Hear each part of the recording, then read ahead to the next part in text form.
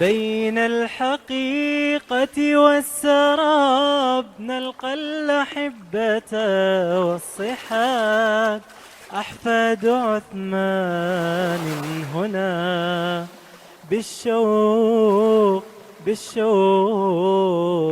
بالشوق نفتح كل باب.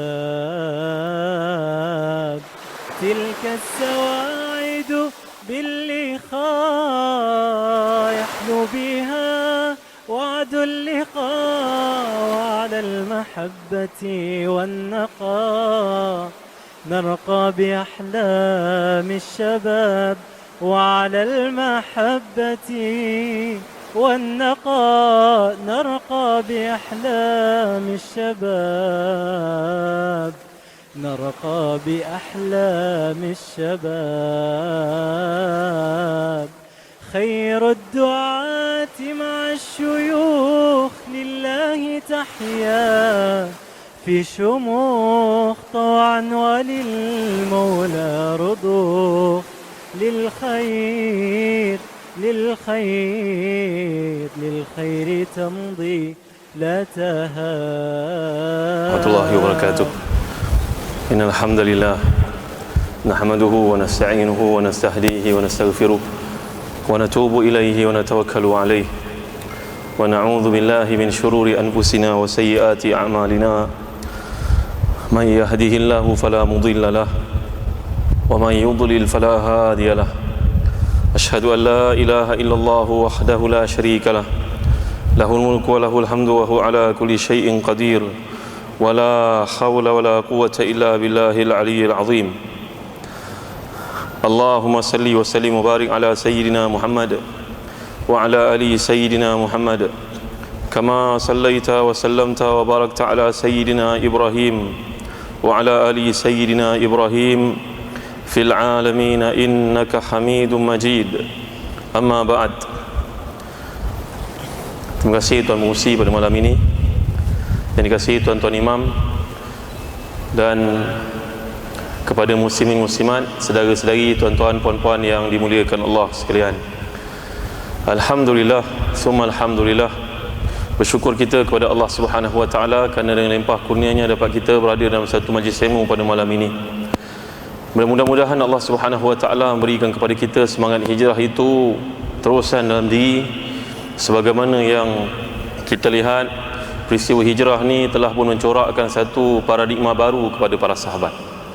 Ya, alangkah indahnya bila kita mengkaji sirah Nabi sallallahu alaihi wasallam, kerana pada setiap satu episod itu mengandungi panduan, dan padanya juga merupakan penjelasan kepada firman-firman Allah Subhanahu wa taala.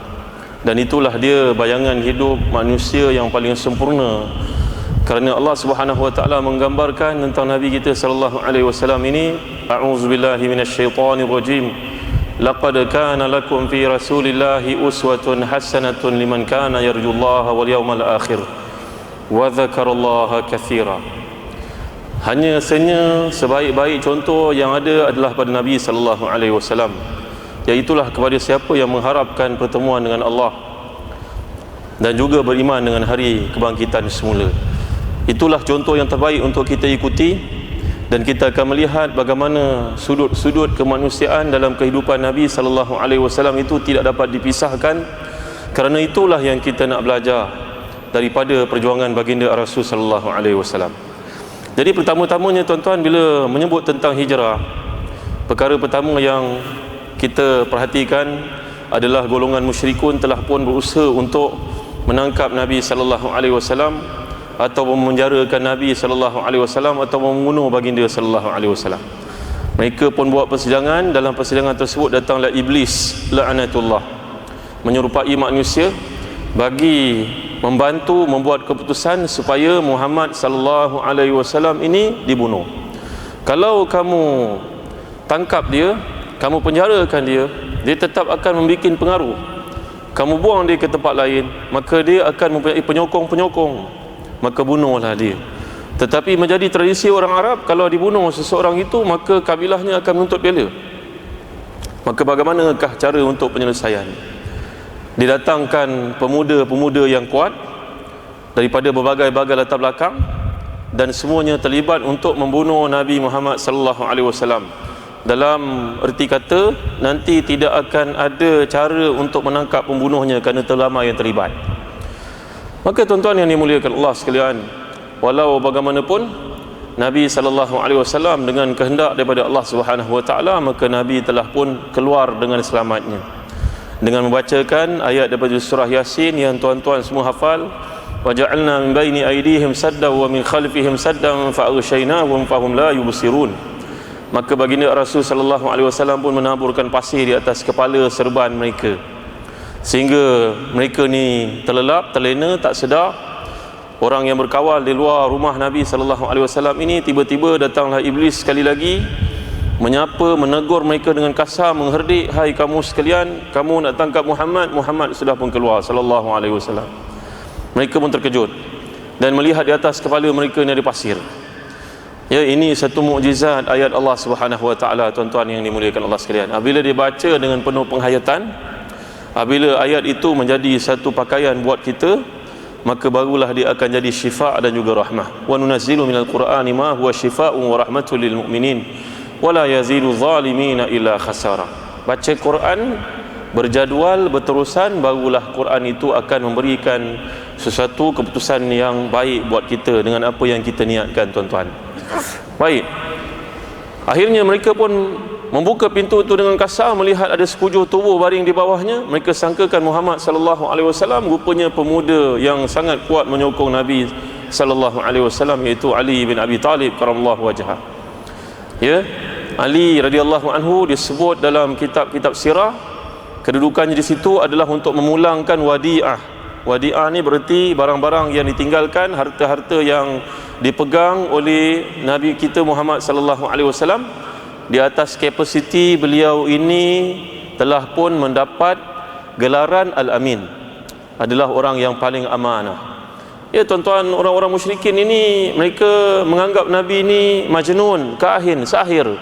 Majnun orang gila, kahin ahli sihir, bomo. Dan kemudian yang ketiga sahir, ahli sihir. Tetapi dalam masa yang sama mereka tidak ada pilihan melainkan meletakkan aset mereka di bawah simpanannya Muhammad sallallahu alaihi wasallam. Alangkah kontradiknya, tuan-tuan. Dan para ulama sirah pun menyatakan bahawa sebenarnya dalam harta yang disimpan itu ada hak milik golongan atas pagar. Golongan atas pagar ni penting, tuan-tuan. Kan, baik pengundi pilihan raya ke apa ke, atas pagar ni penting. Maka yang atas pagar ini juga yang tidak menentang Nabi, tapi tidak pula bersama dengan Nabi, mereka pun punya banyak kepentingan dengan Nabi sallallahu alaihi wasallam. Jadi dalam Islam, Nabi nak tunjukkan bukti yang terbaik, walaupun sebahagian kamu musuhi aku, tapi ramai lagi yang tidak menyokong dan tidak pula menentang, maka hak mereka ni hendaklah dikembalikan. Maka Sayyidina Ali karamallahu wajhah diletakkan di situ untuk memulangkan semula. Tuan-tuan lihat Sayyidina Ali karamallahu wajhah, seorang pemuda yang hebat, yang telah pun mewakafkan hidupnya seawal usianya mengenali Nabi. Bila datang Islam, dia masuk Islam. Ya, Sayyidina Ali karamallahu wajhah ni punya banyak kelebihan, tuan-tuan. Antaranya tokoh ilmuwan yang hebat, seorang yang tidak pernah teragak-agak untuk Allah dan Rasulnya memperjuangkan Islam. Pernah satu ketika, tuan-tuan dimuliakan Allah sekalian, ni orang-orang muda, satu pengalaman berharga yang kita kena kongsi bersama-sama. Sayyidina Ali mendapat kelebihan berkahwin dengan puteri Nabi yang sangat baginda Rasul sallallahu alaihi wasallam sayangi, iaitu Fatimah Az-Zahra radhiyallahu anha wa ardhaha. Satu hari Sayyidina Ali karamallahu wajhah berjumpa dengan ayahandanya Rasulullah sallallahu alaihi wasallam, mertuanya itu, untuk bertanya tentang hutangnya yang banyak. Ya, orang muda kalian hutang kan, hutang kereta, hutang rumah, ya, hutang macam-macam lah. Ada yang nak kahwin pun hutang juga, tak salah. Bahkan dalam fatwa pun membenarkan kalau nak pergi haji pun meminjam duit, tak ada masalah. Fatwa kebangsaan pun memutuskan hukumnya harus, dengan syarat kita mempunyai peluang untuk bayar balik semula dengan betul. Baik tuan-tuan, Sayyidina Ali bertemu dengan Nabi SAW, lantas bertanya kepada baginda Rasul sallallahu alaihi wasallam, wahai Nabi, saya punya hutang yang banyak. Siapa tak berhutang, tuan-tuan? Semua orang berhutang, tuan-tuan. Manakah mampu nak membeli rumah dengan cash tunai pada hari ini? Maka Sayyidina Ali telah bertanya kepada Nabi. Nabi SAW menganjurkan kepada beliau untuk mengamalkan doa ini. Saya nak mengijazahkan kepada tuan-tuan doa ini. Tuan-tuan nak tak? Ya, saya belajar daripada guru hadis saya Maulana Syekh Dr. Wadil Ani Al-Hasani, seorang ulama dari Baghdad. Ketika kami belajar dalam Sunan Tirmizi dahulu, ya, maka tuan-tuan, saya beri pada tuan-tuan doa ni, tuan-tuan amalkan. Semua orang, muda ke tua ke, amalkan doa ini. Cuba tuan-tuan ikut saya baca. Bismillahirrahmanirrahim. Allahumma kfini, Allahumma kfini, Allahumma kfini bihalalika an haramika wa aghnini bifadlika amman siwak. Allahumma kfini bihalalika an haramika wa aghnini bifadlika amman siwak. Allahumma kfini bihalalika an haramika wa aghnini bifadlika amman siwak. Maksudnya, ya Allah, cukupkan aku dengan yang halal dari mencari yang haram, dan kayakan aku dengan meminta kepadamu, bukan kepada yang lain. Doa ini tuan-tuan menyebabkan Sayyidina Ali karramallahu wajhah bukan sahaja mampu untuk membayar kembali hutang-hutangnya, malahan hidupnya menjadi lebih baik. Tuan-tuan, dalam kitab Sayyidus Salikin sebagai contohnya, yang merupakan ringkasan kepada Riyadhus Salihin, pengarang mencadangkan doa ini dibacakan di samping lepas subuh dan lepas asar, juga lepas Jumaat. Ya, amalkan doa ini, maka Allah Subhanahu Wa Taala akan bantu kita keluar dari masalah kewangan yang kita lalui. Bukanlah duit jatuh sekepuk depan kita daripada langit, tuan-tuan. Jangan beranggapan begitu pula. Dan bukanlah wang perak datang berterbangan kepada kita ataupun terus dapat satu jumlah yang besar. Tidak, tuan-tuan. Allah akan lorongkan kita untuk keluar daripada masalah-masalah kewangan yang kita lalui. Baik, kembali kepada kisah Sayyidina Ali karramallahu wajhah. Banyak sekali kelebihan yang beliau belajari daripada Nabi sallallahu alaihi wasallam. Ya, tetapi malang sekali bagi kita pada hari ini, tidak lebih daripada itu. Kita hanya tahu satu saja tentang Sayyidina Ali, iaitu tongkat Ali. Satu je tinggal orang Melayu, tuan-tuan. Padahal Sayyidina Ali punya qiyamul lail, Sayyidina Ali punya kesederhanaan, Sayyidina Ali punya kesungguhan untuk mempertahankan Islam, Sayyidina Ali punya keilmuan, itu semua tidak ada. Malang sekali, tuan-tuan. Bukan kita lah ni orang Islam dekat Afrika, kat mana-mana tempat yang lain dalam dunia, tuan-tuan. Baik, ini adalah susuk tubuh yang pertama punya jasa yang sangat besar bila kita pelajari sirah Nabi dalam peristiwa hijrah. Selain daripada itu, yang sangat besar juga sumbangan beliau untuk Islam adalah Abu Bakar As-Siddiq radhiyallahu anhu. Iaitulah seorang lelaki yang tidak pernah teragak-agak untuk membantu Islam, walaupun dengan jiwa raganya, walau apa jua sahaja, apa jua yang ada pada beliau tidak akan menjadi pilihan, tidak akan menjadi keutamaan apabila Allah dan Rasul sallallahu alaihi wasallam menjadi pertaruhannya. Tuan-tuan, Sayyidina Abu Bakar As-Siddiq radhiyallahu anhu bila melihat duf'ah batch pergi berhijrah ke Madinah, maka beliau bertemu dengan Nabi sallallahu alaihi wasallam, "Wahai Nabi, izinkan saya juga untuk berhijrah." Maka Nabi sallallahu telah pun berkata kepada Abu Bakar As-Siddiq radhiyallahu an, "Ala rislik, sabar dulu wahai Abu Bakar. Aku sedang mohon kepada Allah dan waktu untuk kebenaranku berhijrah pun sudah dekat sebenarnya." Begitulah mafhum daripada hadis. Abu Bakar ni lekal-lekal faham maksud Nabi itu bahawa Nabi nak beliau menjadi peneman dalam peristiwa hijrah. Maka Abu Bakar pun membeli 2 ekor unta yang sangat kuat dan tegap untuk membantu perjalanan hijrah. Cerdiknya Abu Bakar, tuan-tuan. Ini dipanggil hikmah, tuan-tuan. Cakap sikit dia sudah faham bahawa Nabi inginkan beliau bersama dengan baginda Rasul sallallahu alaihi wasallam. Maka Abu Bakar pun pada hari yang telah ditentukan tu, dia surprisekan Nabi. "Wahai Nabi, ini unta untuk Nabi, ini untuk saya." Kedua-duanya segak, tegap, kuat. Ya, untuk Islam mereka tidak pernah berkira-kira, walaupun Abu Bakar tidak meninggalkan apa pun di rumahnya, tuan-tuan, untuk membantu hijrah Nabi sallallahu alaihi wasallam. Kerana bapanya bernama Abu Quhafah, bila bertanya kepada cucu-cucunya iaitu Abu Bakar, "Apa yang ditinggalkan oleh ayahandamu untuk kamu sekalian?" Abu Bakar pergi berhijrah ikut Muhammad. Masa tu Abu Quhafah belum Islam, tuan-tuan. "Apa yang ditinggalkan untuk kalian?" Anak-anak ni tuan-tuan punya bijaknya, anak-anak Abu Bakar ni pun bijak, tak nak datuk ni mengatakan yang buruk terhadap bapa mereka. Mereka memasukkan batu-batu letak dalam kantung. Datuk yang buta ni tuan-tuan pegang kantung ni, bila digoyang-goyangkan berbunyi-bunyi seolah macamnya ada harta, macam ada wang dalamnya, macam ada dinar, macam ada dirham. Maka datuk ni berkata, kalau dia ditinggalkan untuk kamu sesuatu maka tak mengapalah. Padahal kata Abdullah dan juga Asma yang terlibat dalam peristiwa ini, bertanya oleh datuk, apa yang ditinggalkan oleh ayahmu itu? Mereka berkata, demi Allah tidak ada apa-apa pun yang tinggal, ayah tinggalkan untuk kami dalam peristiwa hijrah ini. Ya Allah, tuan-tuan dimuliakan Allah sekalian, bijaknya Abu Bakar, hebatnya Abu Bakar. Ya, dengan sebab itu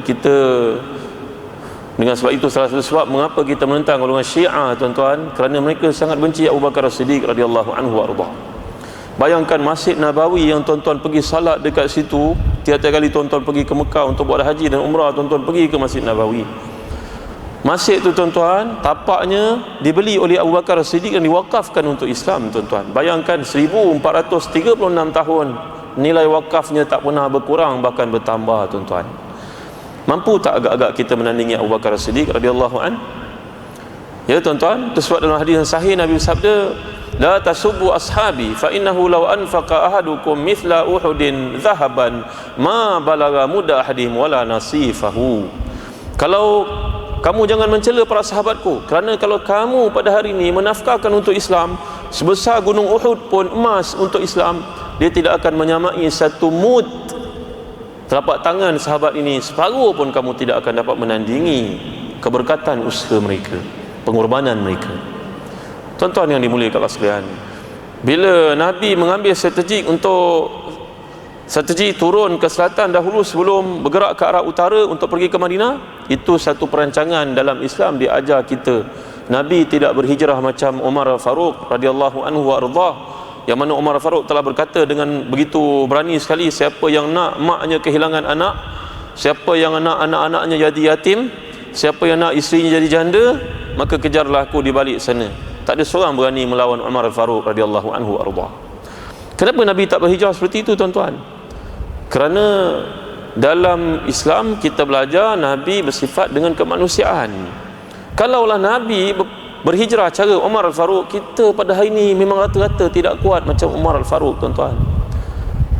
Tapi bila Nabi berhijrah dalam bentuk strategi yang telah disusun, bagaimana terancangnya perjalanan tersebut, bersistemnya, ia mengajar kita dalam hidup ni tuan-tuan, mesti punya sistem. Kan? Baru-baru ni keluar dalam majalah Forbes International 500 fabulous company dalam dunia, 500 company yang terbesar dalam dunia tuan-tuan. Tuan-tuan tahu tak, syarikat Malaysia yang ada corporate conglomerate Malaysia yang masuk dalam tu cuma satu saja. Saya yakin tuan-tuan tentu tahu apakah syarikat korporat tersebut, multinational itu. Apa tuan-tuan? Syarikat apa? Petronas. Nombor apa? Tak apa, soalan ni tak masuk dalam kubur pun tuan-tuan, tak ditanya oleh malaikat, tak penting. Nombor 79. Nombor 79. Nombor 78 BMW. Nombor 32 Daimler Chrysler Mercedes. Nombor 7 Audi Volkswagen. Nombor 8 Toyota jatuh bawah Audi Volkswagen kali ini. GM Chevrolet jatuh nombor 11. Nombor 1 apa tuan-tuan? Siapa dah jawab, saya bagi hadiah. Microsoft lah. Apa dia? Nombor 2? Nombor 3? Tak boleh jawab. Baik, saya bagi satu hint, clue. Syarikat retail business. Tak boleh jawab juga. Walmart. Nanti saya bagi tuan hadiah. Walmart Amerika.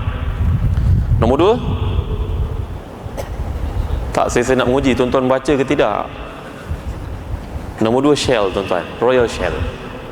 Nombor 3 ExxonMobil. Ion nombor 100 lebih, Ion Jasco. Tesco nombor 40 lebih, 44. Carrefour nombor 54.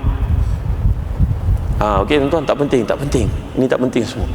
Tapi yang saya nak ceritakan tuan-tuan, smartnya bisnes yang mereka buat tuan-tuan, kerana mereka punya sistem tuan-tuan yang dimuliakan Allah sekalian. Terima kasih, jazakallah. Ya, mereka punya sistem. Kita orang Islam kena ada sistem tuan-tuan. Ya, kena ada SOP. Kan yang kita belajar. Ya, kena ada KPI dan macam-macam lah tuan-tuan. Baik. Balik kepada kisah Nabi menyusun strategi ni, satu benda yang kita kena belajar tuan-tuan.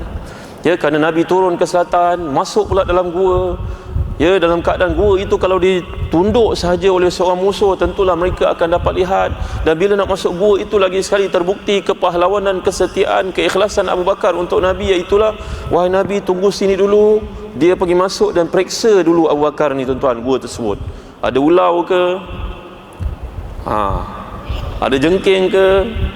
Ada binatang berbisa ke? Selepas pastikan tidak ada, barulah Abu Bakar Siddiq radhiyallahu anhu menjemput Nabi untuk masuk ke dalam.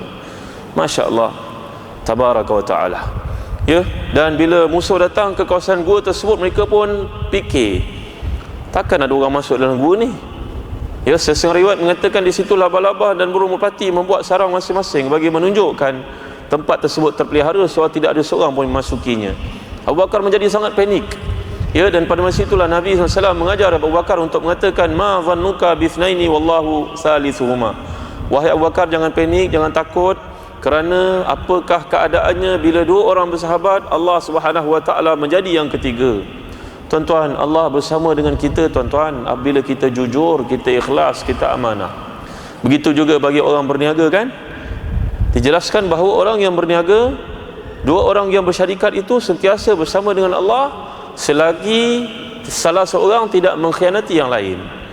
Ya, saudara-saudari yang dimuliakan Allah sekalian, saudara berniaga sebagai contohnya, walaupun perniagaan burger di tepi jalan, partner dengan seseorang, jangan khianat tuan-tuan.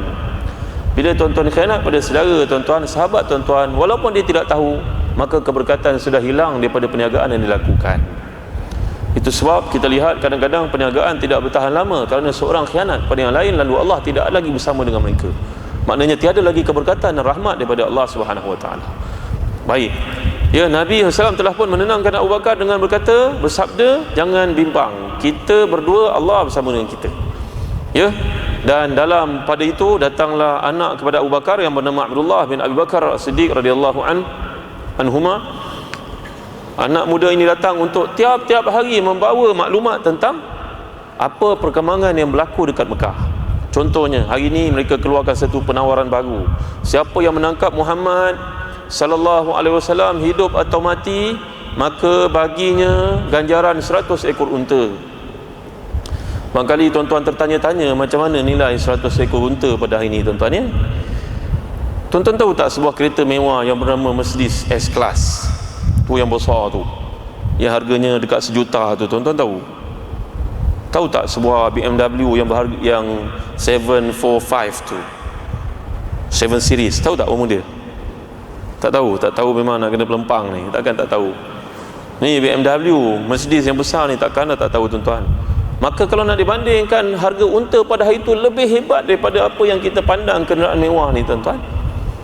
Menunjukkan betapa bersatunya orang Arab in order to get Muhammad sallallahu alaihi wasallam hidup atau mati. Maka sampailah berita itu melalui Abdullah bin Abi Bakar, menyampaikan berita setiap hari, mengupdatekan Nabi sallallahu alaihi wasallam dengan Abu Bakar perkembangan yang berlaku. Kemudian Abu Bakar telah pun mentaklifkan pula kepada hambanya bernama Amir bin Fuhairah untuk membawa kambing-kambing mereka melalui kawasan-kawasan tersebut supaya tapak kaki pergi balik Abdullah bin Abi Bakar ke Mekah ke dengan Gua Thur itu tersembunyi dan tidak dapat dikenal pasti. Tengok betapa punya tersusunnya peristiwa hijrah ni tuan-tuan yang dimuliakan Allah sekalian. Artinya kita dalam Islam nak menjalankan Islam mestilah ada sistem. Tak boleh main hentam kromo aja tuan-tuan, sembrono aja tak boleh tuan-tuan dimuliakan Allah sekalian. Tadi saya membacakan untuk tuan-tuan beberapa list multinational, syarikat-syarikat terbesar dalam dunia, dipanggil 500 fabulous company dalam dunia tuan-tuan, yang mana telah mengamalkan dasar pentadbiran yang sangat hebat, telus, transparent, kemas, sistematik, sehingga mereka berjaya meletakkan diri mereka dalam company-company yang terhebat dalam dunia tuan-tuan, sehingga asetnya ratus bilion tuan-tuan. Kita bukan cerita kebendaan tuan-tuan ya, tapi betapa pentingnya harta untuk kita menggerakkan Islam. Baik, kembali kepada kisah ni tadi. Maka Abu Bakar As-Siddiq radhiyallahu anhu selepas beberapa hari di situ bersama dengan Nabi, 3 hari 2 malam, mereka pun keluar menaiki unta dan menggunakan pula khidmat seorang kafir yang bernama Abdullah bin Arqat ataupun Abdullah bin Uraiqat. Ya, menggunakan khidmat si kafir ini kerana dia mengetahui selok-belok perjalanan yang baru, tidak mahu jalan yang biasa, bimbang terserempak dengan kafir musyrikun yang sedang memburu Nabi dengan perkara tadi tuan-tuan, dengan tawaran tadi. Dan sebelum itu pun ketika Nabi ada dalam gua itu, datanglah Asma binti Abu Bakar, gadis sunti yang masih kecil ni tuan-tuan, yang pernah ditempeling oleh Abu Jahal. Bila bertanyakan kepadanya, mana bapa engkau, mana Muhammad sallallahu alaihi wasallam, tidak dijawab oleh budak ini. Maka Abu Jahal dengan ganas yang telah melempang budak perempuan ini sampai tercabut anting-antingnya, seperti yang disebut dalam sirah Ibn Hisham tuan-tuan. Pun demikian tidak pernah mematahkan semangatnya untuk membantu perjuangan ayahandanya dan baginda Rasul sallallahu alaihi wasallam. Tuan-tuan, Asma ni seorang wanita, seorang gadis yang hebat, akhirnya berkahwin dengan Zubair bin Awam, seorang daripada ahli syurga yang telah dijamin oleh Nabi sallallahu alaihi wasallam. Dan Asma ini telah melahirkan untuk Zubair seorang anak lelaki yang sangat cekal, namanya Abdullah bin Az-Zubair. Tuan-tuan tahu siapa Abdullah bin Az-Zubair tuan-tuan? Seorang pemuda yang sangat berani, ya, yang mempunyai sejarah yang tertentu yang sangat hebat, sehinggalah beliau mati syahid dibom oleh musuh-musuhnya, sehingga mati dia dihempap dengan dinding Kaabah tuan-tuan. Makna ibu ni telah pun menurunkan untuk anak-anaknya tuan-tuan genetik keberanian. Kita kalau nak anak kita berani, kita kena berani dulu tuan-tuan. Kalau kita nak anak kita rajin membaca, kita dulu kena rajin membaca. Betul tak tuan-tuan? Kalau kita nak anak kita saleh, kita kena mensalehkan diri kita terlebih dahulu. Ya, cantiknya kalau kita lihat dalam surah Al-Kahfi yang kita baca saban Jumaat, bila Allah menceritakan pertemuan Nabi Musa dan Nabi Khidir, perkara ketiga yang Nabi Khidir mengajar Nabi Musa, iaitulah membangunkan pagar di tempat yang penduduk itu zalim pada mereka, tidak menghargai mereka, tidak meraihkan mereka. Ya, wa amal jidaru fakana li ghulamaini yatimaini fil madinah wa kana tahtahu kanzul lahumā wa kana abuhuma salihah. Allah ceritakan dalam Quran tentang Nabi Musa membantu Nabi Khidir untuk membangunkan tembok. Bila Nabi Musa bertanya, kenapa kita kena buat tembok pagar yang runtuh ini padahal penduduk kampung ni tidak meraihkan kita? Jawapan Nabi Khidir kemudiannya, ini adalah urusan Allah, suruh kita bangunkan kerana di bawah ini ada harta yang tersimpan milik 2 orang anak yatim. Bapa mereka merupakan orang yang saleh, maka Allah jaga harta itu untuk mereka. Maka para ulama mentafsirkan ayat ini berkata, Allah masukkan perkataan bapa yang saleh, hartanya dijaga oleh Allah untuk keturunannya tuan-tuan. Baik, sambung lagi kita cerita. Nabi pun berjalan, ya, ditunjukkan jalan oleh Abdullah bin Uraiqat, seorang kafir yang telah pun ada perjanjian dengannya bagaimana bantuannya kepada Nabi untuk perjalanan melalui liku-liku yang susah itu penting. Maka dalam Islam ni tuan-tuan, dibenarkan kita untuk al-isti'anah bil kafir, dibenarkan kita minta tolong daripada orang kafir. Dan kita pun duduk di Malaysia sebagai contohnya, ramai orang bukan Islam dan mereka ni mempunyai kepakaran tertentu. Masya Allah, doktor banyak di hospital bukan Islam, engineer ramai bukan Islam. Kita bekerjasama dengan mereka tuan-tuan, kerana dalam Islam pun mengatakan seperti itu. Ya, dan setengah-setengah keadaan kadang-kadang kita tidak dapat membeli, melainkan di kedai mereka sahaja yang ada. Ya, orang Islam yang buka kedai kadang-kadang dengan segala kekurangan, kelemahan, banyak stok yang tidak ada. Kalaulah Islam mewajibkan semuanya dengan orang Islam sahaja, nescaya hancurlah kita tuan-tuan. Tentulah kita tak boleh survive. Jadi dalam Islam, Nabi telah menunjukkan contoh yang terbaik. Nabi SAW pun menggunakan khidmatnya dengan syarat-syarat yang tertentu yang dia persetujui dan dia tidak akan mengkhianati. Maka perjalanan pun sampailah tuan-tuan. Tiba-tiba tengah perjalanan dikejar oleh seorang bernama Suraqah. Suraqah telah pun mengecam Nabi SAW dengan bacaannya tersendiri. Dia pergi seorang diri untuk memburu Nabi, dan dia mempunyai kajian yang mendalam, terperinci bagaimana nak trace Nabi, dan akhirnya dia berjaya dengan kudanya yang kuat. Tiba-tiba tuan-tuan yang dimuliakan Allah sekalian, urusan ini merupakan urusan Allah dengannya. Kuda yang mengejar Nabi ini yang dipandu oleh Suraqah terbenam dalam pasir sebanyak 3 kali. Dan untuk kali yang ketiga, masuklah dalam dirinya rasa takut, tuan-tuan. Ya, Nabi masih lagi tenang. Abu Bakar yang kelihatan bimbang dan panik sekali, takut Nabi ditangkap olehnya. Nampaknya Suraqah telah pun terhalang untuk menangkap Nabi sallallahu alaihi wasallam. Wallahu ya'simuka minan nas. Allah janji untuk jaga Nabi kita sallallahu alaihi wasallam. Maka Nabi telah pun mengatakan kepada Suraqah, wahai Suraqah, tak payahlah engkau buat kerja sia-sia ini. Bagimu gelang Maharaja Parsi. Kerana kemudian nanti Suraqah masuk Islam, tuan-tuan, dan terbuktilah benar janji Nabi kepadanya beberapa puluh tahun selepas itu. Bila Umar Khattab radhiyallahu anhu menjatuhkan Empire Parsi, maka Sayyidina Umar telah mengambil gelang Maharaja Parsi emas yang bertatakan belian ni, tuan-tuan, bagi kepada Suraqah. Ini dalam Islam, Nabi mengajar kita the magic of thinking big, tuan-tuan. Dream big, berfikir besar. Jangan fikir kecil, fikir besar. Fikir untuk Islam. Apa salahnya, tuan-tuan dimuliakan Allah sekalian? Kalau tuan-tuan berniaga di tepi jalan, orang Islam berniaga tepi jalan untuk cushion impact ekonomi yang ada pada hari ini.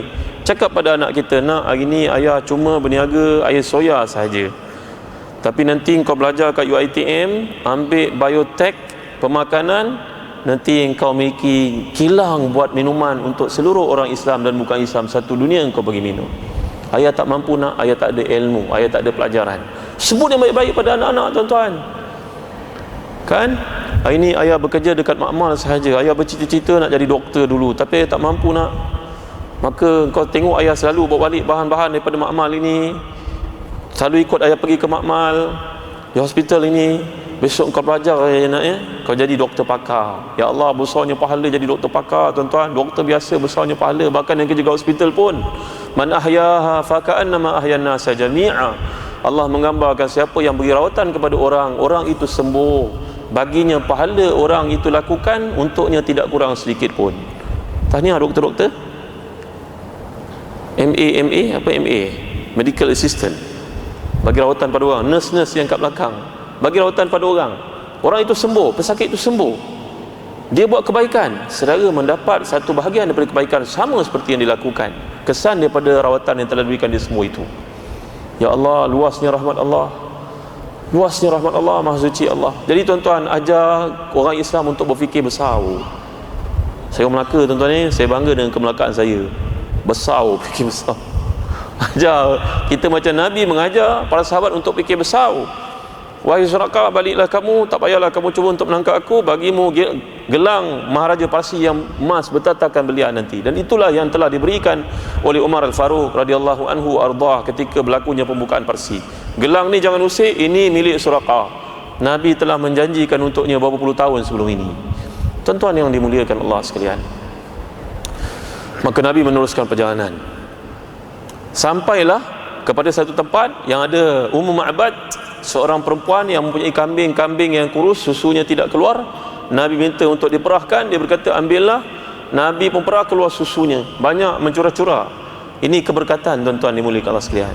Justru Syahid Al-Imam Syekh Dr. Muhammad Sa'id Ramadan Al-Buti dalam Fiqh Sirah menjelaskan kepada kita betapa pentingnya kita mencari keberkatan, dan sumber keberkatan mestilah kita yakin daripada Allah Subhanahu wa taala. Ya, tabarakalladzi biyadihil mulku wa huwa ala kulli syai'in qadir, alladzi khalaqal mauta wal hayata liyabluwakum ayyukum ahsanu amala wa huwal azizul ghafur. Kata Imam Al-Asfahani dalam Mufradat, kitab tafsirnya itu, bahawa keberkatan sumbernya mesti daripada Allah Subhanahu wa taala. Ya tuan-tuan, walau bagaimanapun orang-orang saleh pun punya keberkatan. Karena itu ketua para salihin tidak lain tidak bukan Nabi Muhammad sallallahu alaihi wasallam.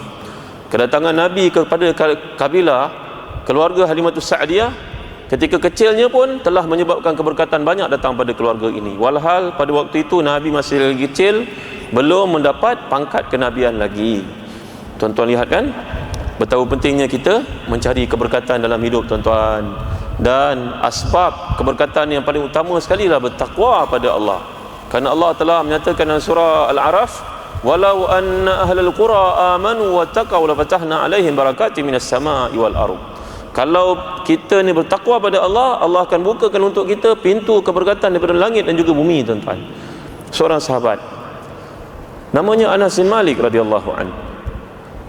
Beliau telah menjadi khadam kepada Nabi, pembantu Nabi dari usianya 8 tahun sampai usianya 18 tahun. Tuan-tuan ada anak usia 8 tahun, rajin-rajin bawa dia datang ke masjid, rajin-rajin datang bawa bertemu dengan ulama, minta daripada ulama ni doa untuknya tuan-tuan. Kerana ketua para ulama yang paling hebat iaitu Rasul sallallahu alaihi wasallam telah pun mendoakan untuk Anas bin Malik. Dan Anas bin Malik menjadi seorang yang sangat berkat kerjanya tuan-tuan. Ini kesan daripada doa kepada Anas bin Malik. Anas bin Malik tuan-tuan disebut dalam kitab-kitab hadis adalah antara sahabat Ansar yang paling kaya. Iaitulah dia mempunyai pokok korma, kebun korma yang waktu berlaku kemarau, kebun korma orang lain semuanya musnah, layu, hancur, kering, kebun kormanya maintain. Masya Allah. Dan disebut lagi bahawa korma Anas bin Malik ini kalau dipasarkan di Madinah, dijual di pasar Madinah, kormanya lebih panjang daripada korma lain, padahal daripada spesies yang sama. Macam tuan-tuan, dah tu kormanya pula menerbitkan bau yang harum, padahal korma mana ada bau tuan-tuan. Bau korma lah, tapi korma Anas ni berbau wangi tuan-tuan, menyebabkan nilainya lebih mahal daripada korma orang lain. Ya Allah, berkatnya hidup Anas bin Malik tuan-tuan. Salah satu sebabnya kerana doa Nabi untuk beliau tuan-tuan.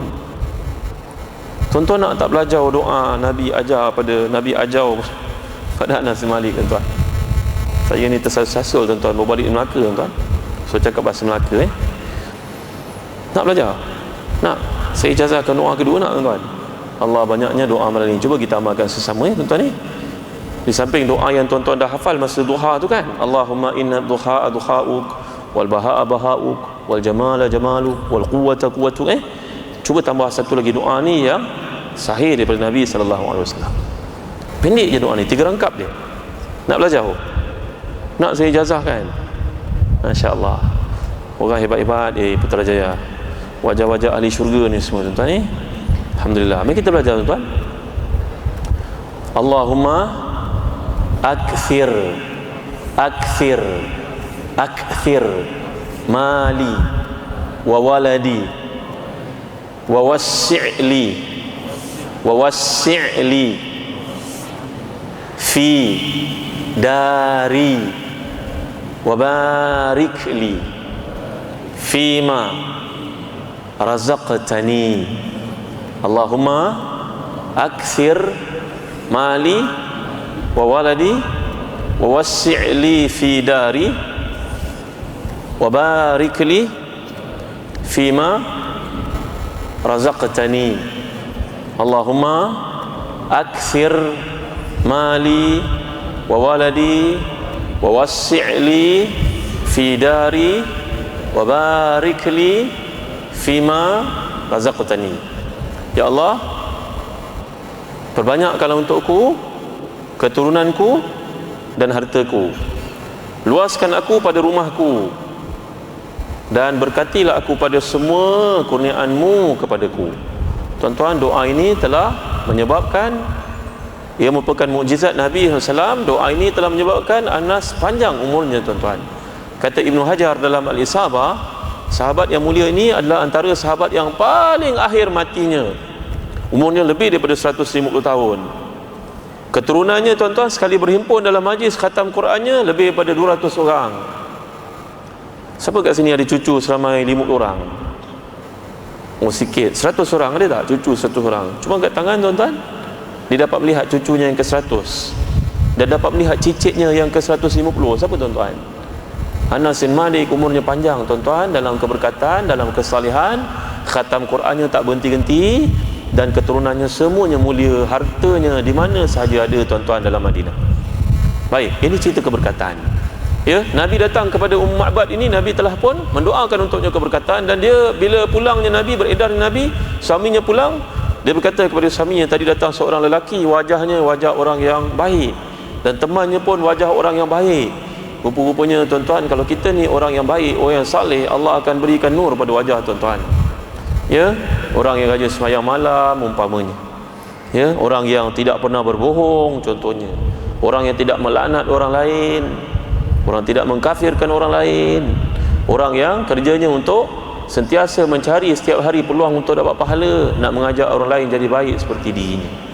Tuan-tuan dimuliakan Allah sekalian, Nabi pun sampailah ke Quba selepas itu dan telah pun membangunkan Masjid Quba yang kita sangat dituntut untuk pergi ke situ dalam keadaan telah berwudu. Ya, man tatahhara fi baitihi thumma ata Masjid Quba fa shalla fihi raka'ataini fa kana lahu ka ajri umratin. Dalam hadis sahih menyatakan kalau anda telah pun berwudu daripada tempat tinggal pergi ke Masjid Quba, maka sembahyang sunat di situ 2 rakaat bagi kamu pahala seolah-olah mengerjakan umrah sekali. Dan kita baca dalam hadis-hadis asar yang banyak, para sahabat melihat Nabi SAW walaupun telah sampai ke Madinah, Nabi sering pergi ke Quba, iaitulah pada hari Sabtu. Kalau tuan-tuan ada peluang, tuan-tuan nak pergi ke Mekah, tuan-tuan mesti memiliki ada 2 buah buku yang sangat baik. Yang pertama, buku ni bertajuk Mekah, Sejarah dan Kelebihan. Yang kedua, buku Madinah, Sejarah dan Kelebihan. Buku ni ditulis oleh Syekh Dr. Abdul Basit bin Abdul Rahman yang telah pun duduk di sana hampir 30 tahun, tuan-tuan dimuliakan Allah sekalian. Ya, hampir 20 tahun lebih duduk di sana. Menulis dengan bertanya kepada sumber-sumbernya, mencari daripada dalil-dalilnya, berjumpa dengan tuan-tuan guru yang ada di sana untuk mendapat ilmu, mencatatkan bahan sejarah tersebut. Sangat penting tuan-tuan yang dimuliakan Allah sekalian. Nabi punya banyak kaitan dengan Masjid Quba itu,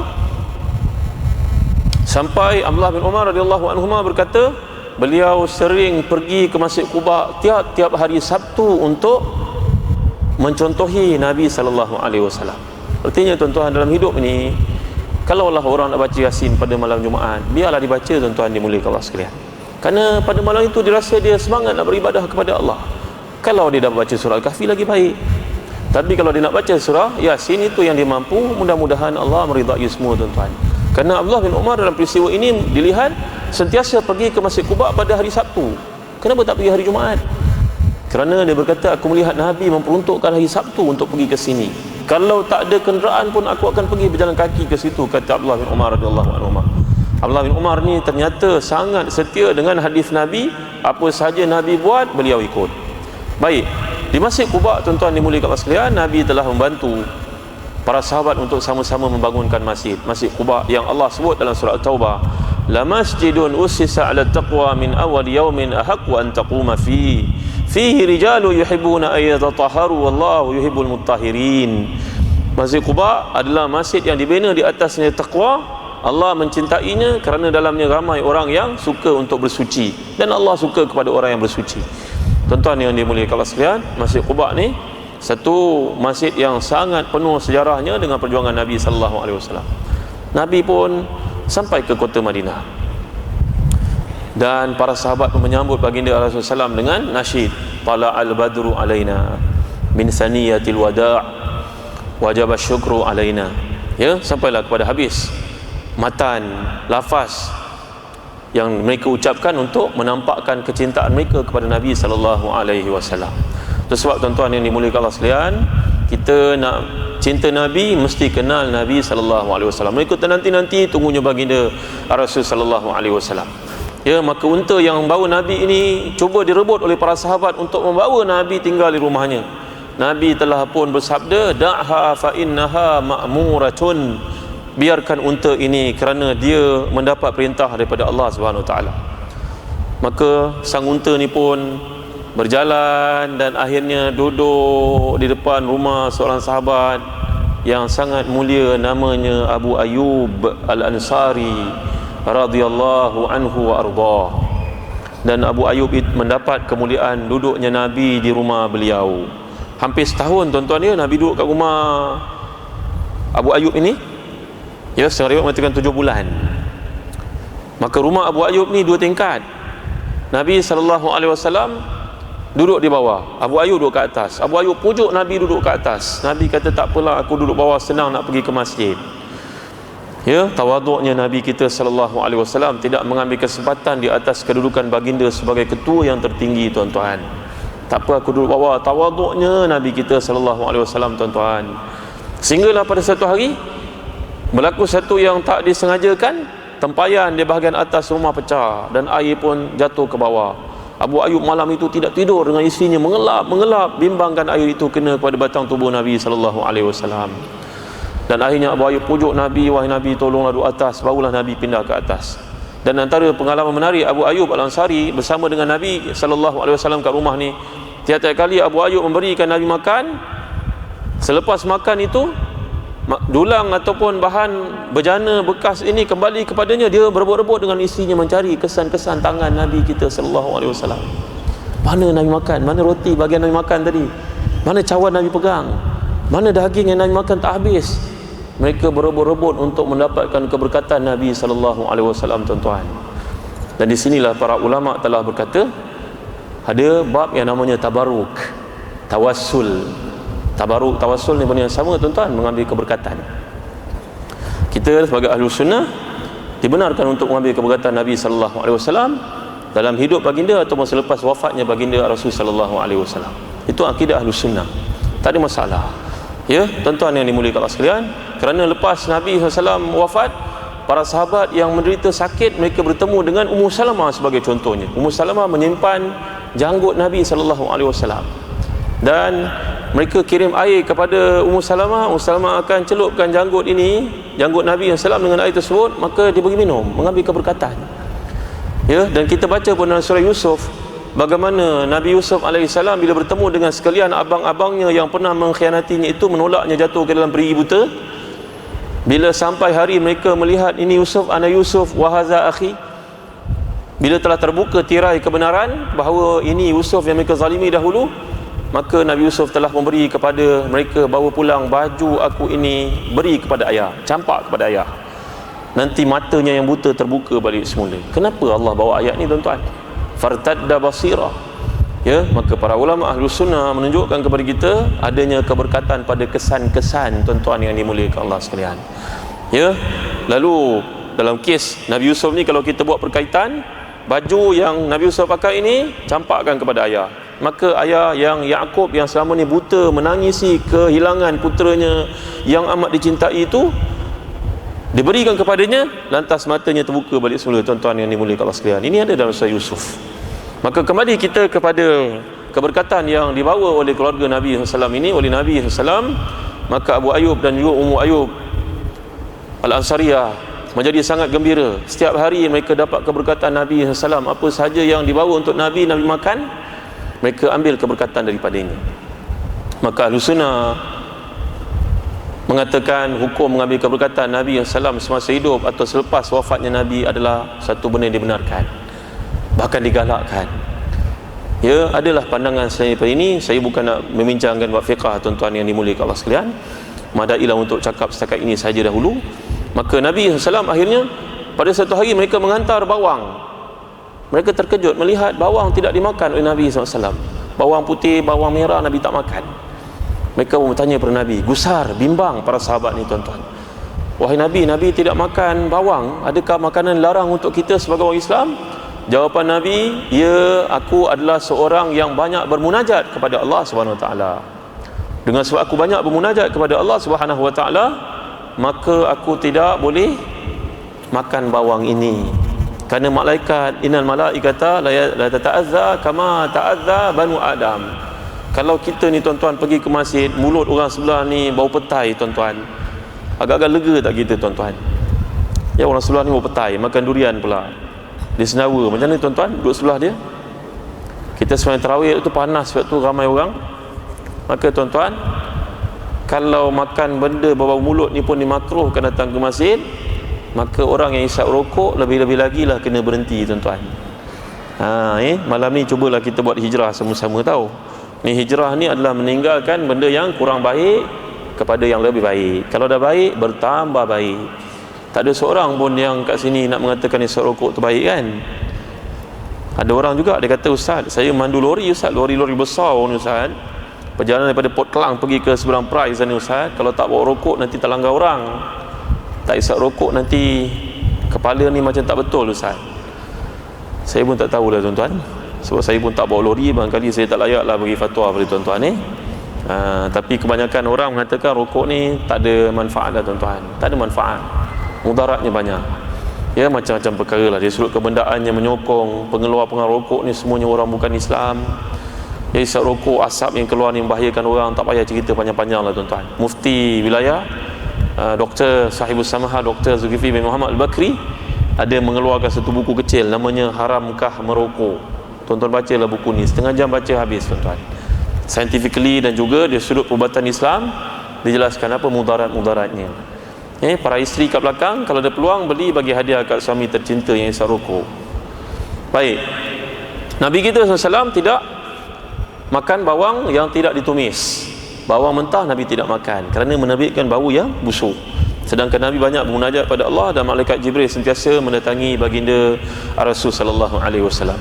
Ya tuan-tuan yang dimuliakan Allah sekalian, Nabi pun membeli tanah, sebidang tanah daripada anak yatim yang memilikinya untuk dibangunkan masjid, dan ada kubur-kubur, bukan kubur-kubur sebelum Islam yang ada di situ, dipindahkan oleh Nabi SAW bagi menunjukkan kepada kita kebenaran memindahkan kubur.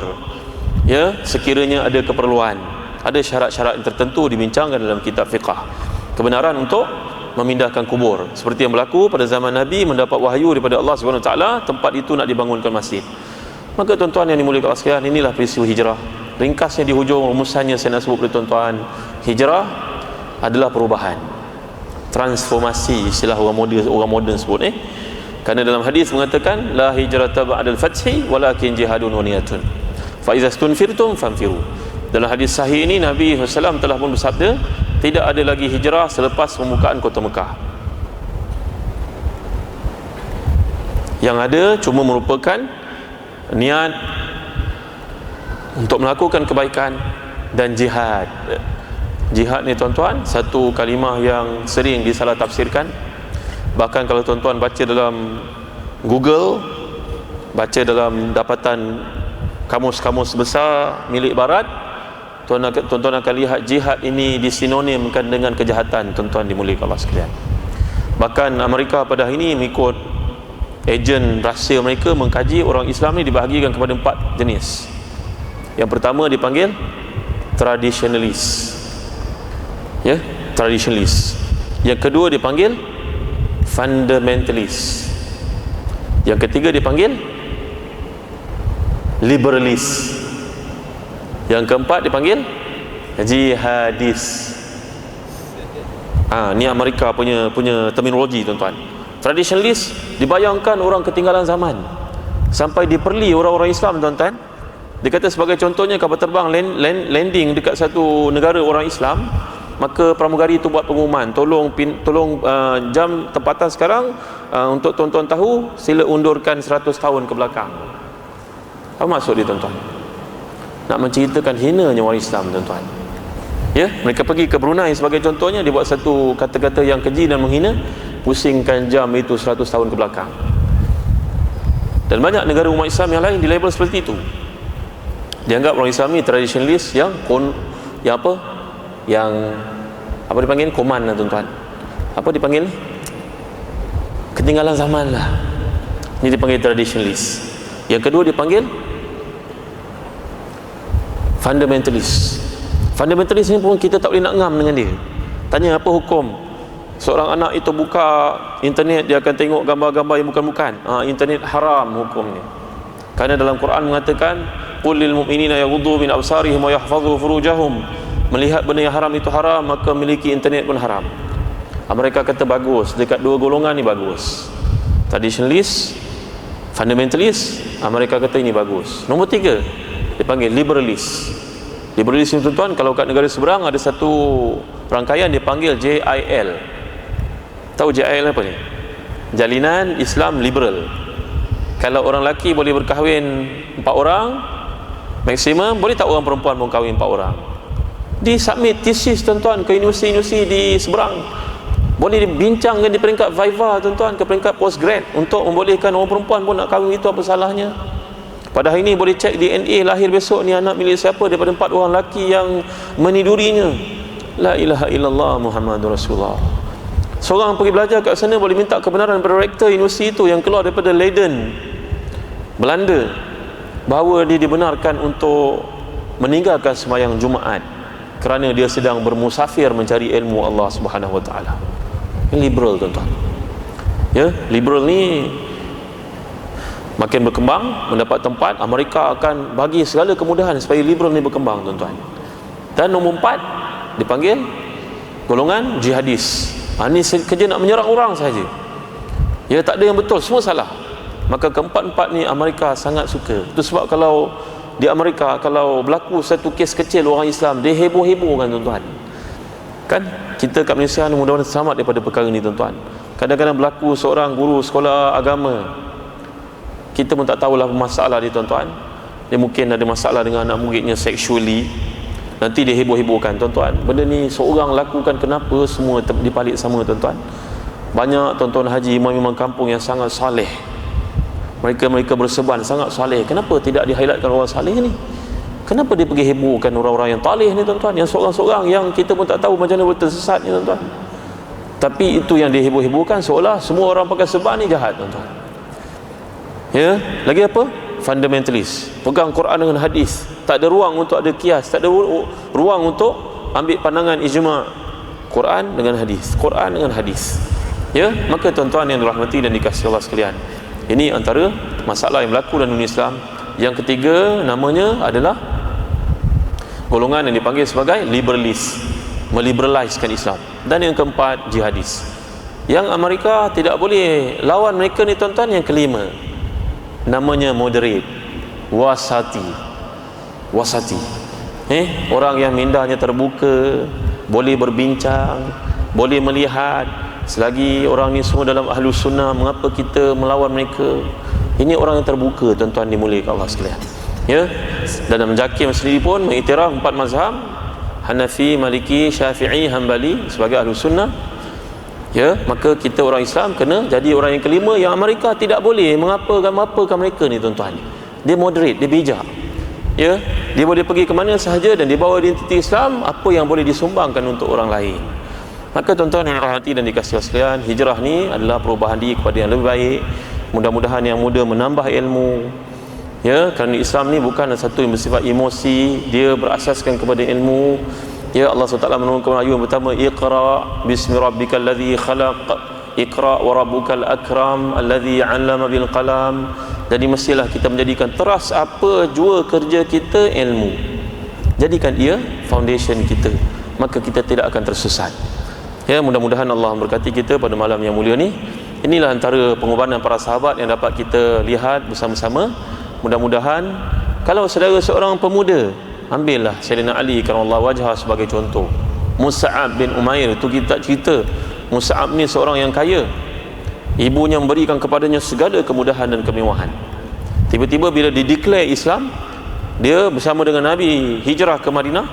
Dia mengislamkan ramai orang di Madinah, termasuk Sa'ad bin Mu'az radhiyallahu anhu arda. Maka hidupnya bertukar menjadi sangat miskin. Dan akhir sekali, sewaktu dia wafat, mati syahid dalam perang Uhud, Nabi mengkafankannya, tutup kepala, kaki terbuka, tutup kaki, kepala terbuka. Akhirnya dengan kemiskinan tersebut, Nabi telah pun diwahyukan Allah SWT, tutup bahagian kepalanya, kaki ditutup dengan daun-daun kering. Ya Allah, itulah orang yang bawa Islam. Kalau kita bawa Islam dengan segala kesenangan, orang bentangkan untuk kita kapet merah sentiasa